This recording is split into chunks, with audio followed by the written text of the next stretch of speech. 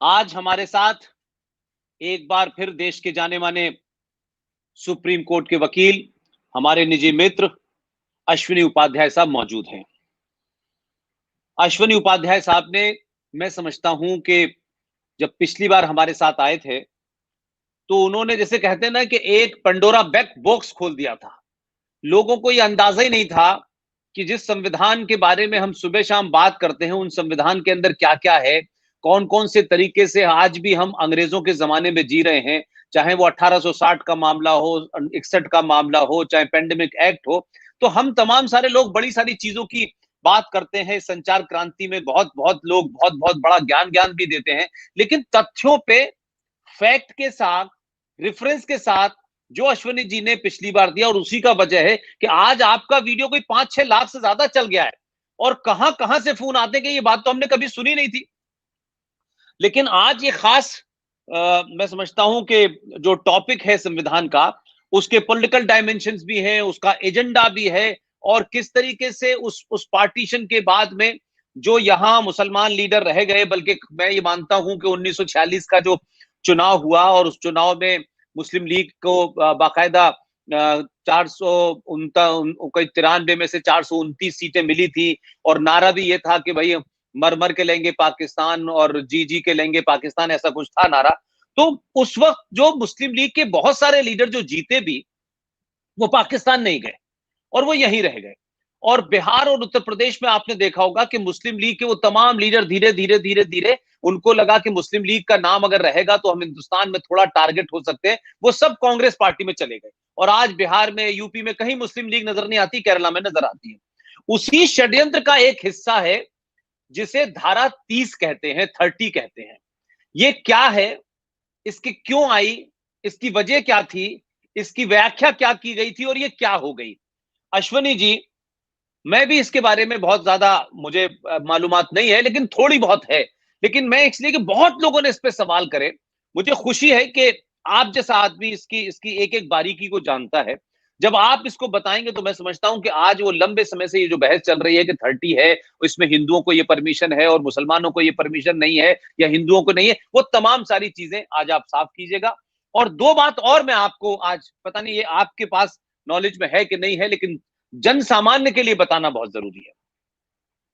ये PIL man तो कहलाते हैं इंडिया में, लेकिन इस देश में बड़े बड़े वकील आपने देखे होंगे। वो चलते हैं, 5 लोग पीछे चलते हैं, तेज तेज चलते हैं, 4-4 कारों से आते हैं। लेकिन एक तथ्य मुझे पता चला, हो सकता है अश्विनी जी को पता हो, लेकिन मैं अपने तमाम उन व्यूअर्स को जो उसको देख रहे हैं, कि हिंदुस्तान का एक चीफ जस्टिस अगर किसी अपनी जो लंच का टाइम हो और अपने और सारे जस्टिस के साथ बैठा हो, और वो एक ऐसी बात कहे एक साधारण से आदमी का, जैसे लास्ट टाइम जब आए थे तो मैंने बताया था, और खुद अश्विनी जी ने बताया कि वो तो भाई मेरे 20 साल पुरानी जो अपनी एक गाड़ी है उसी से चलते हैं और सीएनजी से चलते हैं। ऐसे साधारण आदमी का असाधारण काम के कारण उस लंच मीटिंग में जस्टिस गोगोई, जो अब नहीं है, इस वक्त रिटायर हो गए और वो राज्यसभा के मेंबर हैं, उन्होंने बातचीत में कहा कि पूरे देश में अगर मैं कोई एक आदमी को ये कहूं कि जो आदमी राष्ट्र हित में, देश हित में कोई पीआईएल करता है, बाकी सारे लोग एजेंडे के लिए करते हैं, तो उस आदमी का नाम है अश्विनी उपाध्याय। और ये बात कई जजों ने बताई, तब जाकर तक ये हमारे तक पहुंची। अश्विनी जी को तो जरूर पता होगी। इस तरीके का कमेंट, इतना ईमानदाराना कमेंट, उसके बावजूद भी वो आदमी आज भी साधारण ही है। और ये साधारण आदमी है, शायद इसीलिए असाधारण काम कर पा रहे हैं, इसीलिए बहुत बड़ी चीजें ये कर रहे हैं जो लोगों को उसका अंदाजा नहीं है। अश्विनी जी, आपकी ताकत इस देश को एक नई राह दिखाएगी, और किस तरीके से इस देश में संविधान धाराओं के पीछे जो बहुत सारा घालमेल है जो लोग नहीं समझ पाते हैं। और पिछली बार आपने एक बड़ी मजे की बात कही कि जिन सांसदों को कानून बनाना चाहिए वो चोगा पहन करके कोर्ट में कानून के खिलाफ लड़ रहे हैं।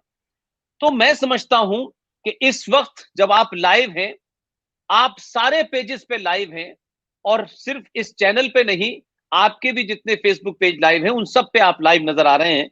और हमारी कोशिश ये है कि बात हजारों लाखों लोगों तक जाए, इसका ये महत्व नहीं है कि कौन किस चैनल पे है, कौन किस चैनल पे नहीं है। और मुझे खुशी है कि आपके भी शायद जो फेसबुक के बड़े पेजेस हैं, जिसमें 7 लाख, 5 लाख लोग आपके फॉलोअर हैं, मैं फॉलोअर कम कहता हूँ, फैन ज़्यादा कहता हूँ, वो सब आपको आज देख पाएँगे। अश्वनी जी, आप अपनी बात वैसे ही रखें जैसे पिछली बार आपने रखी थी। बहुत बहुत धन्यवाद भाई साहब, बहुत बहुत आभार कि आज इस राष्ट्र की मुहिम में जो आप लगे हैं उसमें भी मुझे कुछ अपने साथ सहयोग करने का मौका दे रहे हैं। ये हमारे पास संविधान है, ये आपके दर्शकों को भी दिख रहा होगा, आपको भी दिख रहा होगा। इस संविधान को 300 लोगों ने मिलकर बनाया था। 300 थे संविधान सभा में, 300 लोग, उसमें से 75 मुसलमान थे, मुस्लिम। रफी अहमद किदवई, मौलाना कलाम, सैयद इब्राहिम, ऐसे 75 लोग। क्रिश्चियन भी थे, पारसी भी थे, ईसाई भी थे और हिंदू भी थे। सब 300 लोग में सब लोग थे। आप जरा इस आर्टिकल 30 की बात समझते हैं कि आर्टिकल 30 की वास्तव में पहली बात तो भारत में जरूरत है आज की डेट में। दूसरा, आया क्यों था। तीसरा, इसके पीछे मोटिव क्या था। 1947 में यह संविधान के बाद बनना शुरू हुआ, संविधान सभा की बैठक होना शुरू हुई, लेकिन उसके पहले पाकिस्तान में मारकाट शुरू हो चुकी थी। 46 से मारकाट शुरू हो चुकी थी। तो यहां पे जो संविधान सभा के सदस्य थे, रफी अहमद किदवई, मौलाना कलाम, सैयद इब्राहिम, ऐसे लोग, इन्होंने ये कहना शुरू किया, देखो साहब, हम पाकिस्तान नहीं जाना चाहते। लेकिन पाकिस्तान में जरा देखिए स्थिति क्या हो रही है। भाई सरदार मनमोहन सिंह के पिताजी भाग के आए ना, अपनी इज्जत बचा के, अपने बच्चों को लेके, अपना सारा वहां बगीचा, बहुत बड़े अच्छे बड़े परिवार थे मनमोहन सिंह जी के पिताजी, छोड़ के भाग के आना पड़ा। आडवाणी जी के पिताजी अपना सब कुछ छोड़ के केवल अपने बच्चों को लेके आए यहाँ पे। ऐसे असंख्य लोग आए, सब कुछ मकान। इसमें एक नाम और इसलिए बताता हूं कि वो अजीज हैं मेरे, और बड़ा उनका कर्म है। मनोज कुमार 10 साल की उम्र के थे और उस गाड़ी में आए जिसमें लाशें रखी थी। वो आज जीवित हैं, अबटाबाद से आए थे। तो वो भी मैंने, मतलब उन्होंने जब मुझे बताया तो मुझे बड़ा अजीब सा लगा कि ऐसे ऐसे भी लोग हैं। जी, मनोज कुमार आए, बहुत सारे और कपूर आए जो बॉलीवुड में है, और बॉलीवुड में बहुत सारे लोग पाकिस्तान से आए। कोई कराची से आया है, कोई काबुल से आया है, बहुत सारे रावलपिंडी से आए, बहुत सारे लोग आए। तो आर्टिकल 30 के बारे में उन्होंने, जब संविधान सभा की बैठक होना शुरू हुई, संविधान ऐसे ही बनता था भाई साहब जैसे आज पार्लियामेंट चलती है। अभी पार्लियामेंट में हमारे 788 लोग आते हैं, भाई 545 लोकसभा में बैठते हैं, बाकी 260 राज्यसभा में बैठते हैं, तो कानून बनते हैं। ऐसे वो 300 लोग बैठते थे, यही सेम बिल्डिंग, सेम तरीका। 10 बजे संविधान सभा की बैठक होती थी, 5 बजे तक बैठक चलती थी, प्रस्ताव आते थे, प्रस्ताव पर चर्चा होती थी, कईयों पे वोटिंग होती थी, अमेंडमेंट मूव होता था, और फिर वो जैसे कानून आज की प्रोसेस बनता, ऐसे संविधान हमारा बना। तो उसमें उन्होंने कहना यह शुरू किया कि देखिए, पाकिस्तान में हिंदुओं को मार मार के निकाला जा रहा है, पाकिस्तान में ईसाइयों को मारा जा रहा है, पाकिस्तान से ट्रेनें भर भर के आ रही है डेड बॉडीज के द्वारा। साहब एक काम करो, जब देश ये संविधान लागू हो जाएगा, यहां 90% चूंकि बहुसंख्यक हिंदू हैं, सरकार बनेगी हिंदुओं की, और वो बदले की भावना से, जिस तरीके से पाकिस्तान में हिंदुओं को मारा गया, क्योंकि भारत में तो किसी मुसलमान को मार के भगाया नहीं गया, लेकिन पाकिस्तान में हिंदुओं को मारा गया, बहन बेटियों का बलात्कार किया गया, आरे से काटा गया, कुल्हाड़ी से काटा गया, मतलब वो सब कुछ किया गया जो सोच के आदमी का दिल थर्राता है, वो सब कुछ किया। तो यहां वालों ने क्या किया, रफी अहमद किदवई, इन लोगों ने लॉबिंग शुरू किया, सबसे संविधान सभा में आपस में चर्चा शुरू किया। देखो साहब, ऐसा ना हो कि जब संविधान लागू हो जाए तो हम यहाँ पे जो माइनॉरिटी है, खासतौर पे मुस्लिम्स, वो अपना जो है नमाज न पढ़ पाए। ऐसा ना हो कि उनको रमजान के महीने में रोजा न रखने दिया जाए, ऐसा ना हो उनको ईद न मनाने दिया जाए, ऐसा ना हो उनको अपनी कुरान न पढ़ने दिया जाए। उन्होंने एक दो क्रिश्चियंस को भी अपने साथ में मिला लिया, भाई चलो तुम भी हमारे साथ पुशअप करो। ऐसा ना हो कि जो क्रिश्चियन है इनको गुड फ्राइडे न मनाने दिया जाए, इनको जो है 25 दिसंबर का अपना जो कार्यक्रम करते हैं वो न करने दिया जाए। ऐसा है कि उन्होंने माहौल क्रिएट किया, और उस समय चूंकि माहौल भयानक था, उस परिस्थितियों में एकदम हिंदू मार मार के एकदम बोरे में भर भर के फेंके जा रहे थे, रेप कर करके फेंके जा रहे थे, इंडिया के अंदर भेजे जा रहे थे। उस समय नेहरू जी ने उस बात को, मतलब एक तरीके से नेहरू जी ने उसको लीड किया मामले। बाबा साहब अम्बेडकर इसके शुरू से विरोधी। बाबा साहब अम्बेडकर का कहना था, जब हमने संविधान के फंडामेंटल राइट का जो पहला फंडामेंटल राइट है आर्टिकल 14, जब हमने उसमें कह दिया है equality before law, equal protection of law, जब भारत में हिंदू मुसलमान पारसी ईसाई को सबको कानून का बराबर संरक्षण मिलेगा, तो इस आर्टिकल 30 क्या जरूरत है, अलग से माइनॉरिटी के नाम की जरूरत क्या है। जब बाबा साहब का कहना था, डॉक्टर राजेंद्र प्रसाद का कहना था, जब आर्टिकल 15 में हम कह रहे हैं कि हिंदू मुसलमान पारसी ईसाई से भेदभाव नहीं किया जाएगा, तो फिर अलग से माइनॉरिटी डालने की क्या जरूरत है। जब हम आर्टिकल 16 में कह रहे हैं कि यहां हिंदू मुसलमान पारसी ईसाई सबको नौकरियों में बराबर अवसर मिलेगा, फिर आर्टिकल 30 क्या जरूरत है। जब हम आर्टिकल 19 में कहते हैं कि सब लोग जहां चाहे वहां रोजगार करें, जैसा चाहे वैसा रोजगार करें, सबको फ्रीडम ऑफ एक्सप्रेशन है, सबको आप फ्रीडम ऑफ बिलीफ है, तो फिर आर्टिकल 30 क्या जरूरत है। जब हम आर्टिकल 25 में कह रहे हैं कि सबको अपना धर्म, अपने मजहब को पालन पोषण करने, उसका प्रचार प्रसार करने का अधिकार है, तो फिर आर्टिकल 30 क्या जरूरत है। लेकिन उस समय उन लोगों ने इतना ज्यादा उसको भावुक बनाया माहौल को, देखो साहब फला दिन एक ट्रेन भर के आ गई, वहां से डेड बॉडी आई है, फला दिन इतने ट्रकों में भर भर के आ रहे हैं साहब, उसको ऐसे बलात्कार के मारा, ये किया वो किया। तो उसको नेहरू जी ने उसको लीड किया, और ये हुआ कि नहीं एक काम करते हैं, आर्टिकल 30 में ये कह देते हैं कि जो माइनॉरिटीज हैं वो, उनको अपना मजहब पालन करने, अपना रीति रिवाज पालन करने, अपने त्योहार को पालन करने, और अपनी किताब को, अपनी मजहबी किताब को पढ़ने का अधिकार होगा, और जरूरत पड़ने पर वो अपना स्कूल भी खोल ले। अब ये स्कूल वाला माहौल कैसे आया, क्योंकि 1947 तक भारत में बहुत ज्यादा गुरुकुल थे, बहुत बड़ी मात्रा में गुरुकुल थे। भारत में स्कूल नहीं थे, गुरुकुल थे। भाई भारत में तो अंग्रेजों के पहले तक केवल और केवल यहाँ पे गुरुकुल थे। अंग्रेज आए तो उन्होंने कुछ कॉन्वेंट स्कूल खोले, तो थोड़े कॉन्वेंट भी हो गए, लेकिन 1947 तक यहाँ पे गुरुकुल और कॉन्वेंट स्कूल का रेशियो भाई साहब 80 और 20 था। 200 साल में बड़ी मेहनत किया अंग्रेजों ने, तब भी उनका जो कॉन्वेंट था वो 20% था, गुरुकुल 80%। तो उन्होंने एक और नया बहाना दिया, बोले साहब जैसे आपने ये हिंदुओं का गुरुकुल चल रहा है, हमको भी अपना एजुकेशन इंस्टीट्यूशन खोलने का अधिकार दे दो। तो आर्टिकल 30 में क्या कह दिया कि जो रिलीजियस एंड लिंग्विस्टिक, जो भाषाई माइनॉरिटी है या जो धार्मिक अल्पसंख्यक है, उनको अपना स्कूल चलाने का अधिकार दिया जाता है। इस पे बहुत बड़ा विरोध था, लेकिन अब चूंकि वोटिंग हुई, वोटिंग के बाद नेहरू जी कितने बहुत इफेक्टिव थे, नेहरू जी मतलब जो कहते थे उसको सब लोग मानते थे, वो मतलब डिमांड कमांडिंग भी थे और बड़ा इन्फ्लुएंस था उनका। तो उसके चक्कर में फिर बाकी संविधान सभा में तो सरदार पटेल भी थे, उन्होंने भी इसको कभी एक्सेप्ट नहीं किया था। संविधान सभा में श्यामा प्रसाद मुखर्जी थे, उन्होंने भी इस पे बोला था इसकी कोई जरूरत नहीं। तो संविधान जब आर्टिकल 30 की बात आई थी, श्यामा प्रसाद मुखर्जी जी ने बोला इसकी कोई जरूरत नहीं, सरदार पटेल ने बोला इसकी कोई जरूरत नहीं, बाबा साहब ने बोला इसकी कोई जरूरत नहीं। संविधान सभा के जो चेयरमैन थे डॉक्टर राजेंद्र प्रसाद, अलादी कृष्णा अय्यर, वास्तव में जिन्होंने संविधान बनाया है। इस संविधान को भाई साहब, इनफैक्ट इस संविधान को बनाने वाले दो लोग हैं जिनको बताना जरूरी है, वो हमारे दक्षिण भारत के थे, के.एम. मुंशी साहब, अलादी कृष्णा अय्यर साहब। बाबा साहब अम्बेडकर इसके ड्राफ्टिंग कमेटी के चेयरमैन। ऐसे 9 अलग अलग कमेटीज बनी थी, एक ड्राफ्टिंग कमेटी थी, उसके चेयरमैन बाबा साहब थे।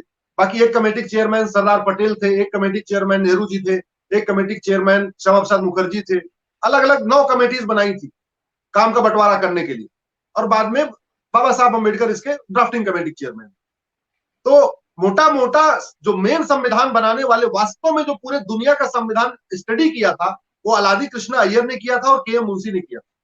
उन्होंने दो लोगों ने पूरे दुनिया का संविधान स्टडी किया, अमेरिका का स्टडी किया, फ्रांस का किया, अलग अपना यूके का किया, सबका करके ये इसमें जोड़ा। तो पहला जो कहा, ये मतलब जो पहला उन्होंने ये कहा था, भाई यहाँ गुरुकुल इतने सारे हैं, हमको मदरसा नहीं चलाने दिया जाएगा, हमको कॉन्वेंट स्कूल नहीं खोलने दिया जाएगा, इसलिए आर्टिकल 30 कहा कि नहीं ठीक है आप भी खोल लेना। लेकिन बात वही, क्या इस देश में अलग से माइनॉरिटी की जरूरत है। देखिए पूरे दुनिया का इतिहास देखिए, जब यूनाइटेड नेशन में विषय आया कि माइनॉरिटी मेजॉरिटी को कैसे करें, तो वहां एक बात यह आई कि चूंकि 58 देश लगभग इस्लामिक कंट्री हो चुके हैं, तब तब 55 थे, अभी 58 हो गए। तो यूएन में ये कहा गया कि जहां जहां इस्लामिक कंट्री होता है वहां पे सबको बराबर नहीं माना जाता। शरिया से चलने वाले देश में सबको बराबर का दर्जा नहीं मिला हुआ है, चाहे वो अफगानिस्तान, चाहे पाकिस्तान, चाहे बांग्लादेश या कुवैत, अरब, जो भी देश। तो यूनाइटेड नेशन ने बोला कि नहीं नहीं भाई, वहां पे अगर हम माइनॉरिटीज के लिए अलग से कुछ प्रोटेक्ट नहीं करेंगे तो माइनॉरिटीज को खत्म कर देंगे जो मेजोरिटी होगी। तो एक रिजोल्यूशन आया। तो basically minority commission, minority affair ministry, minority को प्रोटेक्शन वहां देने की जरूरत है जहां पे सेकुलर कॉन्स्टिट्यूशन नहीं है, जहां सबको बराबरी का दर्जा नहीं मिला हुआ है। तो माइनॉरिटी का दर्जा तो केवल इस्लामिक कंट्रीज में होना चाहिए, क्योंकि शरिया से चलने वाले देश में मुस्लिम्स को अलग एक दर्जा है, गैर मुस्लिम्स को अलग अलग दर्जा है। पाकिस्तान में चूंकि हिंदू, सिख, बौद्ध, जैन को मुसलमानों के बराबर अधिकार नहीं मिला हुआ है, इसलिए पाकिस्तान में minority commission, minority affair ministry समझ में आती है। अफगानिस्तान में माइनॉरिटीज जो है उनको इस्लाम मुस्लिम्स के बराबर अधिकार नहीं है, मुस्लिम्स के बराबर राइट नहीं है, उनकी स्थिति बड़ी दयनीय है, उनको प्रोटेक्ट करने के लिए माइनॉरिटी कमीशन की बात समझ में आती है। बांग्लादेश में जहां पे शरिया से चल रहा है, तो जो गैर मुस्लिम उनको बराबरी का दर्जा नहीं मिला, ना उनके पास समान अवसर उनको मिलता है, ना इक्वलिटी बिफोर लॉ वहां पे है, तो वहां पे माइनॉरिटी कमीशन की जरूरत है। भारत जैसे देश में जहां पे कि आपके पास आर्टिकल 14 इक्वलिटी बिफोर लॉ, सब लोग बराबर, आर्टिकल 15 कहता जात धर्म भाषा के आधार पर भेदभाव नहीं करोगे, आर्टिकल 16 कहता सबको समान अवसर दोगे, आर्टिकल 19 कहता सबको बराबर अपना फ्रीडम ऑफ एक्सप्रेशन है, सबको बराबर रोजगार करने का अधिकार है, अपना ट्रेडिंग करने का अधिकार है, आर्टिकल 21 कहता है सबको right to life liberty, article 25 कहता है सबको अपने मजहब का प्रसार करने का अधिकार है। तो यहाँ आर्टिकल 30 की कोई जरूरत नहीं थी, न जरूरत है। आर्टिकल 30 केवल उस मोमेंट के लिए लाया गया था, केवल और केवल जब उस समय रफी अहमद किदवई, मौलाना कलाम, ऐसे लोग ये कह रहे थे कि हमको भी यहां से मार मार के काट काट के निकाल दिया जाएगा, हमारी यहाँ हमारा कोई वजूद नहीं होगा, हमारी कोई औकात नहीं होगी, क्योंकि हम तो 8% है, हमें 8% से 1% कर दिया जाएगा, हमें कन्वर्ट कर दिया जाएगा, हमें अपनी कुरान नहीं पढ़ने दिया जाएगा, हमें अपना स्कूल नहीं खोलने दिया जाएगा। उस समय आर्टिकल 30 आया था। आज की डेट में आर्टिकल 30 कोई जरूरत नहीं है, अगर वास्तव में उस स्पिरिट को जिस लिए बनाया गया था वो, भाई 70 साल कुछ चीजें ऐसी होती हैं जो आपको प्रैक्टिकली देखनी होती है। 70 साल के अंदर हिंदू तो कम हुए, हिंदू तो बढ़े नहीं, मुस्लिम कम नहीं हुए, मुस्लिम तो बढ़े। तो इसका मतलब ना उनके ऊपर कोई शोषण किया गया, ना उनको टॉर्चर किया गया, ना मुस्लिम को धर्मांतरण कराया गया, ना उनके किसी तरीके से उनको जिस तरीके से पाकिस्तान में होता वो कराया गया। इसलिए भारत जैसे देश में, सेकुलर देश में, जहां equality before law, equal protection of law है, वहां पे माइनॉरिटी मेजोरिटी का कॉन्सेप्ट बिल्कुल गलत है। और दूसरी बात, मैं क्रिश्चियन कंट्रीज पे आता हूं, जहां जहां क्रिश्चियन जो वहां पे, अब तो चलो काफी क्रिश्चियन कंट्रीज ने भी कॉन्स्टिट्यूशन अडॉप्ट कर लिया, नहीं तो वहां पे भी जो पूरा शासन चलता था वो चर्च चलाता था। तो चर्च चलाता था तो वहां पे भी ईसाई और गैर ईसाइयों में भेदभाव था। तो इसलिए ऐसे कंट्रीज जो क्रिश्चियन कंट्रीज है, जहां पे गैर क्रिश्चियंस को बराबरी का दर्जा नहीं मिलता है, वहां पे माइनॉरिटी कमीशन की बात समझ में आती है। भाई ठीक है, माइनॉरिटी को बचा के रखो, नहीं खत्म हो जाएगी। भारत जैसे देश में नहीं, जहां पे 8% समुदाय 1947 का 18% हो गया, तो यहां माइनॉरिटी कमीशन क्या जरूरत है। और दूसरा, संविधान और कॉन्स्टिट्यूशन में जमीन आसमान का अंतर। कॉन्स्टिट्यूशन का मतलब जो कॉन्स्टिट्यूट कर दे, एक कानून बना दे। जो संविधान है, इसके लिए तो अंग्रेजी में कोई शब्द ही नहीं, जैसे धर्म के लिए अंग्रेजी में कोई शब्द नहीं है, ऐसे संविधान के लिए अंग्रेजी में कोई शब्द नहीं। संविधान दो शब्दों से मिलकर बना है, संविधान, सम धन विधान बराबर संविधान। अगर संविधान का संधि विच्छेद करिए, इसका मतलब ऐसा विधान जो सबके लिए समान हो, जो सब पर समान रूप से लागू होता हो, उसको हम कहते हैं संविधान। और वास्तव में आज की डेट में तो बहुविधान चल रहा है। हम 8 अगस्त को, अभी आने वाली 8 अगस्त को, अब से 56-57 दिन के बाद, भाई साहब जैसे आपसे आग्रह किया था, हम लोग दिल्ली के जंतर मंतर पे इसी बात के लिए इकट्ठा हो रहे हैं। हम दिल्ली के जंतर मंतर पे 8 अगस्त को इसीलिए इकट्ठा हो रहे हैं, अंग्रेजी कानून जलाओ और संविधान लागू करो, सबके लिए एक विधान बनाओ। तो भारत के संविधान में माइनॉरिटी डिफाइन नहीं है, भारत के किसी कानून में माइनॉरिटी डिफाइन नहीं है, और माइनॉरिटी अफेयर मिनिस्ट्री बन गई, माइनॉरिटी कमीशन बन गया, माइनॉरिटी के नाम पे वजीफा, माइनॉरिटी के नाम पे लोन, माइनॉरिटी के नाम पे मकान, माइनॉरिटी के नाम पे दुकान, माइनॉरिटी के नाम पे दुनिया भर की योजनाएं। जबकि हमारा संविधान कहता है मजहब के आधार पे कोई योजना नहीं चलेगी, जो टैक्स का पैसा है वो मजहब के आधार पे खर्च नहीं होगा, ये संविधान कहता है। आर्टिकल 15 कहता ही है, और आगे भी इसमें लिखा हुआ है कि जो न तो मजहब के आधार पे टैक्स कलेक्शन होगा और न मजहब के आधार पे जो खर्चा होगा। मतलब जरा सोचिए, उस समय दिमाग में इतना डाल दिया कि साहब ऐसा ना हो कि जैसे पहले मुगल जजिया ले रहे थे, यहां मेजोरिटी गवर्नमेंट बन जाए तो हमसे जजिया लेना, हमसे उल्टा टैक्स लेना शुरू कर दे मुस्लिम से, माइनॉरिटी से, क्योंकि यहाँ हिंदू मेजोरिटी होगी, हिंदू 90% है, जो सरकार बनेगी, ऐसा ना हो मजहब के आधार पर टैक्स लगा दे। तो इस संविधान में लिख दिया गया कि नहीं, मजहब के आधार पर किसी से कोई टैक्स नहीं लिया जाएगा। अगर मजहब के आधार पर टैक्स नहीं लिया जाएगा तो मजहब के आधार पर खर्च कैसे हो सकता है? बड़ी सीधी सी बात है, बड़ा कॉमन सेंस की बात। लेकिन टैक्स तो मजहब के आधार पर नहीं हो रहा है, लेकिन खर्च मजहब के आधार पर हो रहा है। और इसका नतीजा क्या निकल रहा है कि तमिलनाडु के मैं कुछ जिलों में होके आया, रामेश्वरम गया था, रामेश्वरम से मैं बाई रोड कन्याकुमारी गया, तो करीब 300 किलोमीटर का एरिया था। मैं वहां रुकते रुकते गया, थोड़ा बातचीत करते गया। पता चला कि इस माइनॉरिटी के चक्कर में वहां पे बड़े पैमाने पे धर्मांतरण हो रहा है।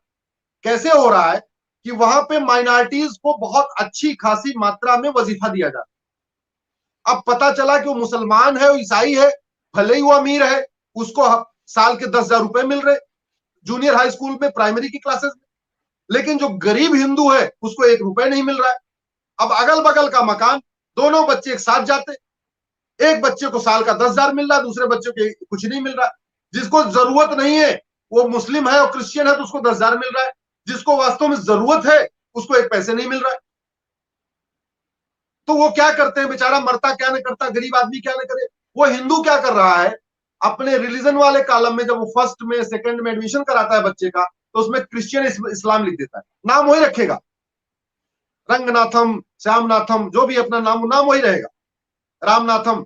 लेकिन रिलीजन वाले कॉलम में वो क्रिश्चियन या मुस्लिम रख देता है, केवल पैसे के खातिर। अब जब वो लगातार 10 साल 12 साल 12वीं तक बेचारा वजीफे के चक्कर में वो मुस्लिम मुस्लिम मुस्लिम मुस्लिम मुस्लिम या क्रिश्चियन क्रिश्चियन क्रिश्चियन उसके दिमाग में बैठ गया, तो फिर क्या है, अब कन्वर्ट कैसे हो, अब वो कैसे कन्वर्ट हो सकता है? तो एक तरीके से इस खेल में स्टेट स्पॉन्सर्ड कन्वर्जन हो रहा है। इस खेल में स्टेट स्पॉन्सर्ड हिंदुओं का कन्वर्जन हो रहा है। आर्टिकल 30 का आप जरा सोचिए, क्योंकि डिफाइन तो है नहीं कि माइनॉरिटी कौन है, तो हो क्या रहा है, लद्दाख में केवल 1% हिंदू, केवल 1%, उसको माइनॉरिटी नहीं कहते। 46% मुस्लिम है, उसको माइनॉरिटी कहते। 50% बौद्ध है, उसको माइनॉरिटी कहते। मतलब गजब का खेल चल रहा है पूरी दुनिया में भाई साहब, ऐसा कहीं नहीं चल रहा। संविधान की शपथ लेके संविधान की धज्जियां उड़ाना तो कोई भारत के नेताओं से सीखे। इसी संविधान की शपथ लेते हैं, इसी संविधान के नाम पे मोटा वेतन भत्ता बंगला गाड़ी लेते हैं, इसी संविधान की आड़ में पूरी जिंदगी पेंशन लेते हैं और संविधान की धज्जियां उड़ा रहे। बाबा साहब अंबेडकर को माला पहनाते हैं, बाबा साहब का अपमान कर रहे। ये संविधान बना कि संविधान कहता क्या है, एक बार पढ़ो तो भाई जरा संविधान में क्या लिखा है। अपनी अपनी सब जो है, कोई अंबेडकरवादी बना है, कोई गांधीवादी बना है, कई सारे तो कहते हैं संविधान बचाओ संविधान बचाओ। संविधान वास्तव में जो सबसे बड़े संविधान के दुश्मन है वही कहते हैं संविधान बचाओ संविधान बचाओ। तो आप चूंकि माइनॉरिटी को डिफाइन नहीं किया, माइनॉरिटी, मैंने एक आरटीआई फाइल किया सेंट्रल गवर्नमेंट में। मैंने पूछा कि माइनॉरिटी किसको कहते हैं और कितने परसेंट वाला माइनॉरिटी है, और माइनॉरिटी को आइडेंटिफाई करने का तरीका क्या।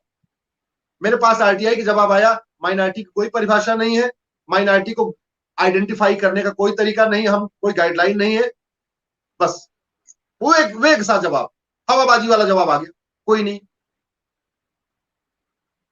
मिजोरम में हिंदू केवल 2% है, केवल 2%, उनको माइनॉरिटी नहीं कहते। 88% जो क्रिश्चियन है उसको माइनॉरिटी कहते। लक्षद्वीप। लक्षद्वीप में हिंदू 2%, वो माइनॉरिटी नहीं है। 97% जो मुस्लिम है वो माइनॉरिटी है। कश्मीर में हिंदू 4%, वो माइनॉरिटी नहीं है। जो नया यूनियन टेरिटरी कश्मीर बना है, मुस्लिम हिंदू मात्र 4%, वो माइनॉरिटी नहीं है। 95% वहां मुस्लिम वो माइनॉरिटी है। नागालैंड में हिंदू केवल 8%, हिंदू माइनॉरिटी नहीं है।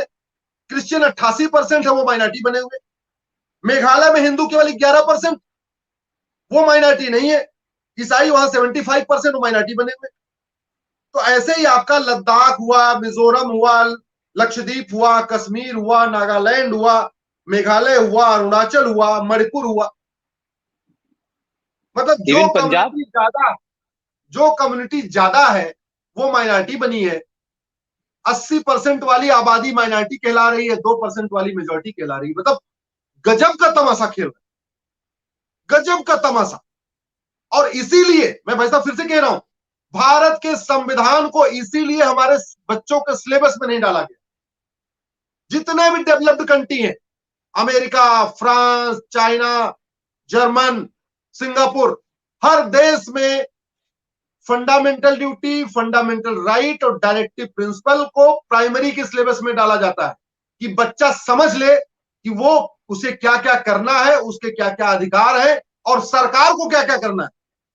डायरेक्टिव प्रिंसिपल जो सरकार की ड्यूटी है, हमारे देश में इसीलिए नहीं डाला जाता संविधान में, क्योंकि अगर हमारी युवा पीढ़ी, हमारे बच्चे समझ जाएंगे कि उनके क्या क्या फंडामेंटल ड्यूटी, उनके क्या क्या फंडामेंटल राइट और सरकार की क्या क्या फंडामेंटल ड्यूटी है, सरकार को क्या करना है क्या नहीं करना, अगर समझ जाएंगे तो सवाल खड़ा करेंगे।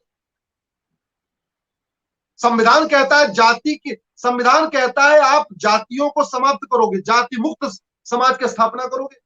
हमारी सरकारों ने जाति के आधार पे स्कीम बना दिया, जाति के आधार पे कानून बना दिया, जाति के आधार पर आयोग कमीशन बना दिया।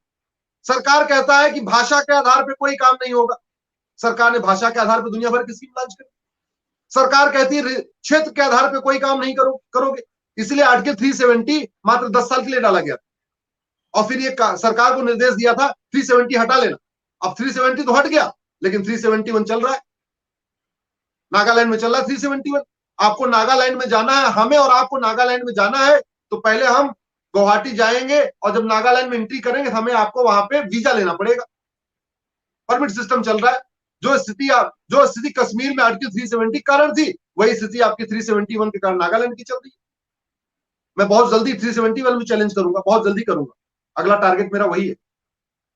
तो कहने का मतलब आप सब कुछ कर रहे हो, लेकिन माइनॉरिटी कौन है ये नहीं बता रहे। माइनॉरिटी 1% वाला होगा कि 2% वाला होगा, 3%, ये नहीं बता रहे। यह विषय जब यूनाइटेड नेशन में गया तो यूनाइटेड नेशन ने उसकी एक डिफिनेशन बनाई।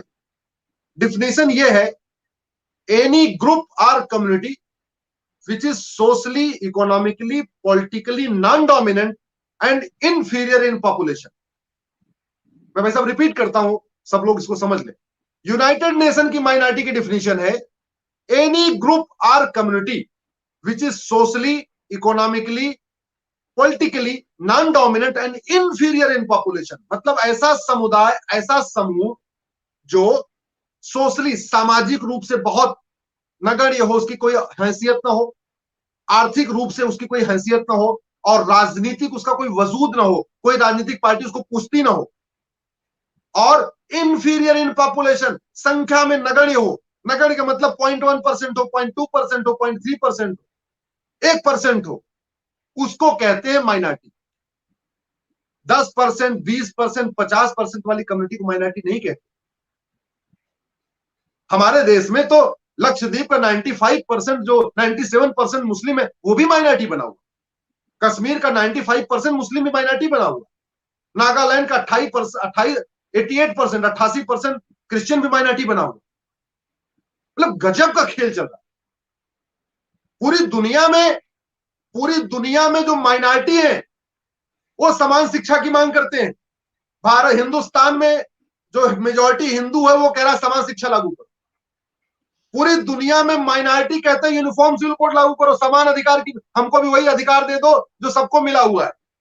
भारत में मेजॉरिटी कम्युनिटी कह रही है यूनिफॉर्म सिविल कोड लागू करो। पूरी दुनिया में धर्मांतरण माइनॉरिटी का होता है। पाकिस्तान में जो धर्मांतरण है वहां की माइनॉरिटीज का होता है, इसलिए वो 23% थे, अब 2% से कम हो गए।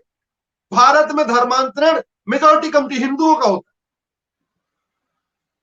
तो मतलब ये पाकिस्तान में हिंदू कहता है हमको बराबर अधिकार दे दो, हमको बराबर अधिकार दे दो। हम भारत में कह रहे हैं माइनॉरिटी डिफाइन कर दो, माइनॉरिटी डिफाइन कर दो, तो माइनॉरिटी को देते हो हमको भी दे दो। ये गजब का खेल चल,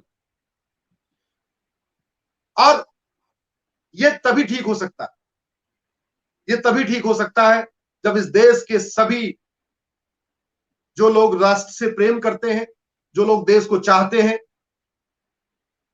वो अपने अपने आप को थोड़ा सा तकलीफ दे। वो एसी के कमरे में बैठ के केवल फेसबुक चलाने के और केवल व्हाट्सएप चलाने से ये बात नहीं बनेगी। इस देश में भाई साहब लोकतंत्र नहीं है, इस देश में भीड़ तंत्र है। अगर भीड़ तंत्र नहीं होता तो 5 बार सुप्रीम कोर्ट का फैसला नहीं पलटा जाता। पहले संविधान को 100% लागू किया जाता। अगर भीड़ वास्तव में लोकतंत्र होता तो सबसे पहले संविधान को 100% लागू किया जाता, फिर संविधान में संशोधन किया जाता।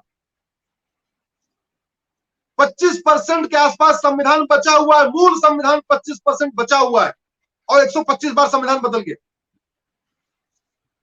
कभी आप फिर से हम लोग अगर कोशिश करेंगे, अगर आपके आदेश होगा, सप्ताह में एक बार हम एक एक आर्टिकल पे बात करेंगे जो संविधान देश की एकता अखंडता के लिए जरूरी था, जो जिस आर्टिकल को लागू करने से भारत में जातिवाद, भाषावाद, क्षेत्रवाद, अलगाववाद, कट्टरवाद, नक्सलवाद, माओवाद कम होता, जिस आर्टिकल को लागू करने से देश की एकता अखंडता मजबूत होती, वो काम नहीं किए गए, 125 बार बदल दिए। तो इस देश में वास्तव में लोकतंत्र नहीं भीड़ तंत्र है। अगर भीड़ इकट्ठा होगी, आप दिल्ली का बॉर्डर घेर लो, ना आपके खिलाफ एक कार्रवाई होगी, ना आपके खिलाफ मुकदमा लिखा जाएगा।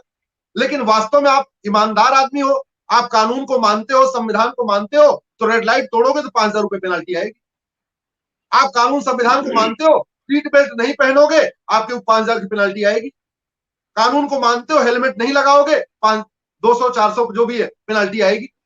लेकिन अगर आप कानून को नहीं मानते हो, भीड़ है, आप सड़क जाम कर लो, आप दिल्ली में आग लगा दो, आप दिल्ली में दंगा कर दो, आप चलती हुई बस को फूंक दो, आप चलती हुई ट्रेन को फूंक दो, कुछ नहीं होगा, कुछ नहीं होगा। हमारी सरकारों ने तो आज तक ये कानून नहीं बनाया कि वास्तव में जो लोग दंगा करेंगे, जो सरकारी संपत्ति को जलाएंगे, उसकी हम पूरी पूरी कीमत वसूल करेंगे। आज तक कानून ही नहीं बनाया, और यही नतीजा है। नहीं कभी आपने सुना कि अमेरिका, फ्रांस, चाइना में कोई सरकारी संपत्ति जलाता हो, कोई बस जलाता हो, कोई ट्रेन जलाता हो? ये ट्रेन और बस भारत में क्यों जलती है? ये घुसपैठिए भारत में क्यों आते हैं? चाइना, अमेरिका, फ्रांस, जापान क्यों नहीं चले जाते? क्योंकि हमने कानून ही नहीं बनाया। घुसपैठियों की 100% प्रॉपर्टी सीज करके 10 साल 20 साल के लिए जेल में डालने के लिए कानून ही नहीं बनाया, इसलिए यहां चले आ रहे।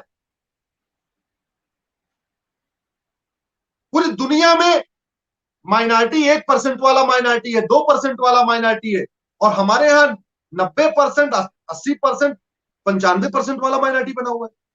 और सबसे मुझे तकलीफ इस बात की है भाई साहब, भारत में 788 सांसद हैं, 788। इन एक सांसद के ऊपर अगर आप उसके खाना बनाने वाले का तनख्वाह जोड़ लीजिए, ड्राइवर की तनख्वाह जोड़ लीजिए, उसका सारा फोन का फोन, फ्री की यात्रा, हवाई यात्रा सब जोड़ लीजिए, लगभग 1 करोड़ रुपए खर्च होता है एक सांसद के ऊपर एक साल में। तो 788 का मतलब 788 करोड़ रुपए जा रहा है। किस लिए जा रहा है? फीता काटने के लिए थोड़ी जा रहा है। अरे अगर कोई बीमारी है तो डॉक्टर क्या करता है? एक डॉक्टर से इलाज नहीं होता, 2 डॉक्टर मिलते हैं, 2 डॉक्टर से इलाज नहीं होता, 3-4 डॉक्टर मिलते हैं, 10 डॉक्टर इकट्ठे हो जाते हैं, उस बीमारी की चर्चा करते हैं, उस बीमारी की समस्या के रूट काज पे जाते हैं, उसका समाधान करते हैं। मैं इंजीनियर था पहले, वकालत करने के पहले। हम लोग मशीन में प्रॉब्लम आती थी, हमें समझ में नहीं आती थी, एक इंजीनियर को बुलाते थे, नहीं समझ में आती थी 2 इंजीनियर बुला लेते थे, 3 इंजीनियर। कई बार ऐसा होता था कि कुछ ऐसी मशीन प्रॉब्लम आती थी, 5-5 इंजीनियर पूरी मशीन को घेर के खड़े हो जाते थे, और खड़े हो जाते थे, उसकी रूट काज एनालिसिस करते थे, ये फॉल्ट क्यों आया, ये प्रॉब्लम क्यों आई। और मशीन ठीक करते थे। आखिर भारत में इतनी समस्याएं हैं, वो बढ़ क्यों रही है, वो घट क्यों नहीं रही? हमारे कुछ नेताओं ने तो हमारे दलितों को हिंदू ही नहीं बनने दिया, उनको दलित बना के रखा, पासवान को पासवान बना के रखा, हरिजन को हरिजन बना के रखा, जाटों को जाटो बना के रखा। उनके अंदर हिंदू बनने की भावना आने नहीं दिया। कुछ हमारे नेता थे, उन्होंने यादवों को एकदम यादव ही बना दिया, उनको हिंदू ही नहीं बनने दिया। कुछ बाद में आए, उन्होंने पटेल को पटेल बना दिया, कभी एहसास ही नहीं करने दिया नहीं तुम हिंदू हो। और कुछ तो ऐसे आए जिन्होंने मुसलमान को मुसलमान नहीं, भारतीय नहीं बनने दिया, न यादव को हिंदू बनने दिया, न मुसलमान को भारतीय बनने दिया। ये खेल चलता रहा और खेल चल रहा है। इस माइनॉरिटी वाले मैटर पर मैं 2017 से लड़ रहा हूं, 4 साल हो गए, और केवल फुटबॉल की तरीके में इधर से उधर घूम रहा हूं। सबसे पहले मैं सुप्रीम कोर्ट गया, तो सुप्रीम कोर्ट ने बोला कि एक काम करो, मैं तो कई बार देखता हूं सुप्रीम कोर्ट में बसता रहता है। मैंने उनको विषय बताया, ये विषय है, 2% वाला मेजोरिटी बना हुआ है, 95% वाला माइनॉरिटी बना हुआ है, आप इस पे कुछ कर दीजिए। बोला नहीं, काम करो, आप माइनॉरिटी कमीशन के पास चले जाओ। माइनॉरिटी कमीशन के पास गए, माइनॉरिटी कमीशन ने कुछ नहीं किया। 2018 में फिर सुप्रीम कोर्ट आए, फिर सुप्रीम कोर्ट ने कहा नहीं, 3 महीने के अंदर माइनॉरिटी कमीशन माइनॉरिटी को डिफाइन करे, माइनॉरिटी कौन है, माइनॉरिटी को कैसे आइडेंटिफाई किया जाएगा, ये 3 महीने के अंदर डिसाइड करे। फिर कुछ नहीं किया माइनॉरिटी कमीशन ने, ना माइनॉरिटी अफेयर मिनिस्ट्री ने कुछ किया, ना माइनॉरिटी कमीशन ने कुछ किया।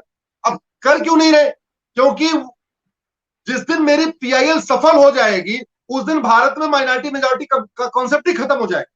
इस देश में सब भारतीय बन जाएंगे, ना कोई माइनॉरिटी ना कोई मेजॉरिटी। फिर 2018 में आया, बोले 3 महीने के अंदर करो, 3 महीने फिर कुछ नहीं किया। फिर मैं आया सुप्रीम कोर्ट, फिर मैंने माइनॉरिटी कमीशन एक्ट को चैलेंज कर दिया। हमने कहा बहुत हो गया।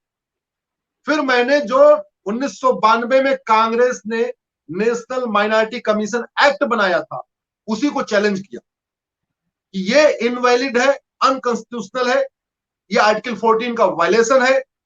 सरकार डिवाइड कर रही है मजहब के आधार पे, सरकार मजहब के आधार पे पैसे खर्च कर रही है, इसलिए इस कानून की, ये कानून इलीगल है। अब उस पे मैटर चल रहा है, अभी तक सरकार का जवाब नहीं आया। सरकार ने ये नहीं बताया है कि वो नेशनल माइनॉरिटी कमीशन एक्ट को खत्म करना चाहती है, उसके समर्थन में है, उसके विरोध में। लेकिन ये मैं आपको कह सकता हूं पूरे जिम्मेदारी के साथ, ये माइनॉरिटी कमीशन एक्ट को मैं छोड़ूंगा नहीं, जाएगा 100% जाएगा। कांग्रेस ने वैसे तो बहुत सारे पाप किए, लेकिन 2 उनके बड़े खतरनाक पाप है, 2 बड़े खतरनाक पाप। पहला, 1991 में उन्होंने कानून बनाया, पूजा स्थल कानून, प्लेसेस ऑफ वर्शिप एक्ट, जिसको मैंने सुप्रीम कोर्ट में चैलेंज किया है और नोटिस इशू हो चुका है। बाद में सुब्रमण्यम स्वामी जी ने भी पिटीशन फाइल किया, उनकी याचिका भी जुड़ गई है। हमारे साथ हरिशंकर जैन जी है, विष्णु जैन जी है, उनकी याचिका भी है। तो अभी 3-4 पिटीशन हो चुकी है। और दूसरा उन्होंने बड़ा पाप किया, 1991 में प्लेसेस ऑफ वर्शिप एक्ट बनाया, 1992 में उन्होंने ये दूसरा कानून बनाया, national minority commission act, NCM act कहते हैं उसको मैंने चैलेंज किया। फिर इससे फिर नहीं पेट भरा इसका, कांग्रेस का। 1994 में इसने एक और कानून बना दिया, जिसको कहते हैं national commission for minority education institution act.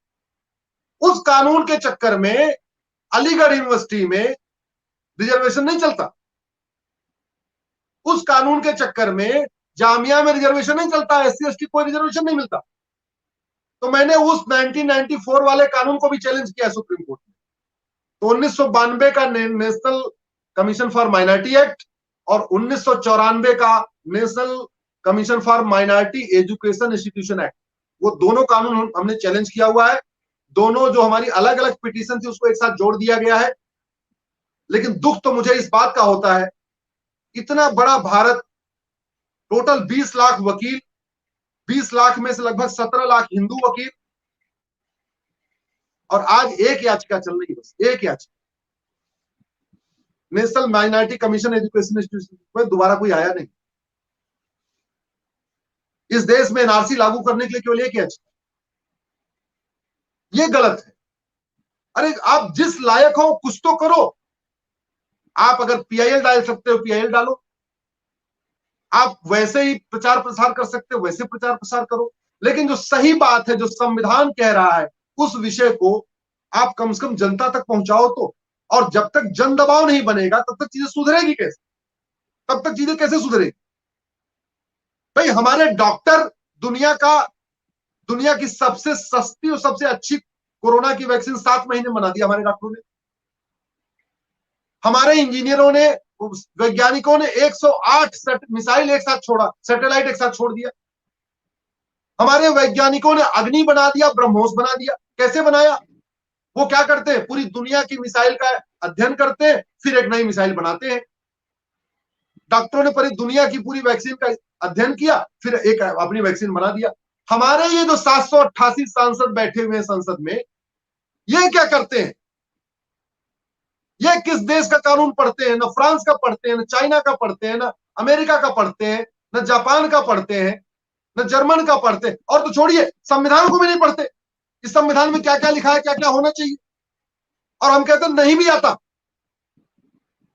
तो हम, आप जैसे लोग इस देश में बहुत सारी चीजें बोल तो रहे हैं ना, आपका वीडियो तो सर्कुलेट हो रहा है, आपको फोन करके पूछ ले कि पुष्पेंद्र जी ये विषय आपने जो बोला था इस पे क्या करना है, आप बताओ जरा क्या होना चाहिए।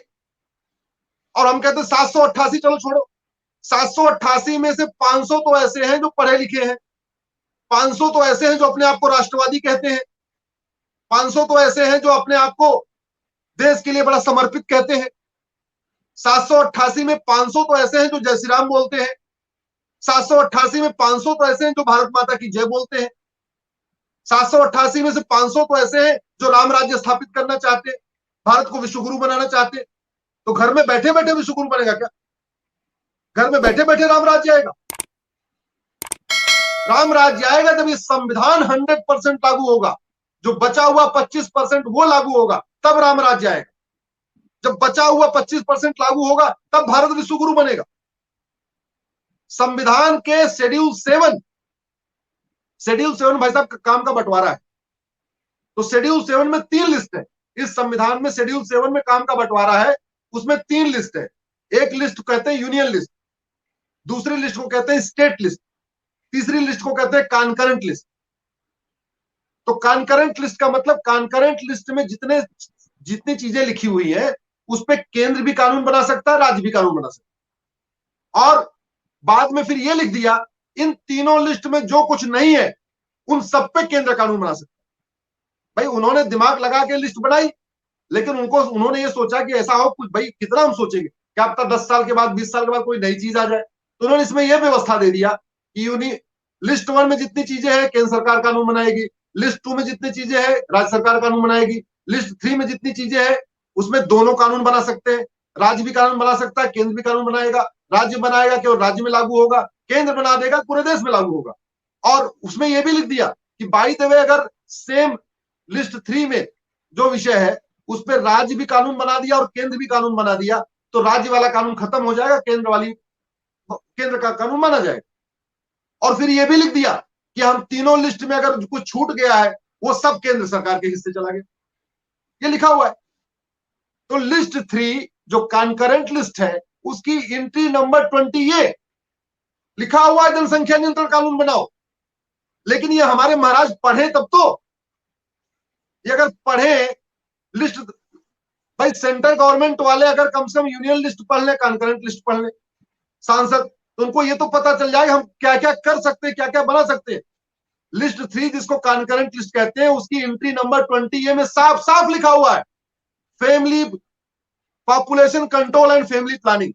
इसका मतलब जनसंख्या नियंत्रण कानून हेमंत शर्मा जी बना सकते हैं, योगी जी भी बना सकते हैं, खट्टर जी भी बना सकते हैं, कैप्टन अमरिंदर भी बना सकते हैं, गहलोत जी भी बना सकते हैं, बघेल साहब छत्तीसगढ़ वाले सब बना सकते हैं।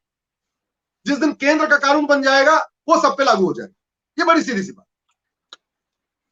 तो अगर आर्टिकल 30 की बात है जिस विषय पे हम आज चर्चा कर रहे हैं, जब हमारा आर्टिकल 30 इस केवल एक टेम्परेरी इसमें कहा नहीं गया, लेकिन जो इसकी भावना थी वो उसी उद्देश्य के लिए आया था, तो इसका उद्देश्य पूरा हो गया। मुसलमानों का धर्मांतरण हुआ नहीं, मुसलमानों की जनसंख्या 8% से कम हुई नहीं, वो 8 से 18 हो गई, न क्रिश्चियन की जनसंख्या कम हुई। तो जिस डर की वजह से आर्टिकल 30 आया था कि इनको प्रोटेक्ट कर देना, अब तो डर खत्म हो गया। फिर आर्टिकल 30 रखने की जरूरत क्या? फिर इस आर्टिकल 30 का क्या मतलब?